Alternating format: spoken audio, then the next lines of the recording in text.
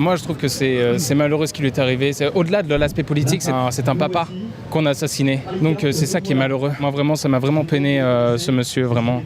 Un homme qui donnait beaucoup d'amour dans ses interviews, qui cherchait le dialogue avant le combat.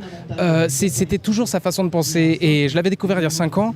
Tout était en anglais, mais ça me faisait grand plaisir d'entendre ce monsieur dire écoutez, prouvez-moi que j'ai tort, et de donner le micro. Et j'ai trouvé que sa façon de penser, elle était tellement différente des autres qui apportent une certaine violence dans leur dialogue, notamment l'extrême gauche. Non, vraiment un monsieur avec de grandes valeurs, un monsieur très humain. Très très humain et tout, donc c'est vraiment une peine terrible de l'avoir perdu. Je pense que c'était quelqu'un qui aurait pu apporter bien plus encore s'il avait pu être là, mais je pense que le fait de l'avoir perdu, ça a aussi soulevé beaucoup de gens de s'indigner, de se dire qu'on ne peut plus accepter ça, de se dire qu'un homme comme Charlie, on l'a perdu, mais peut-être que d'autres prendront sa place, et c'est une bonne chose dans tout ce malheur, on va dire. J'espère que les choses vont changer, qu'on va plus avoir autant de choses abjectes comme ces assassinats à cœur ouvert, que ce soit pour Charlie, que ce soit pour Irina.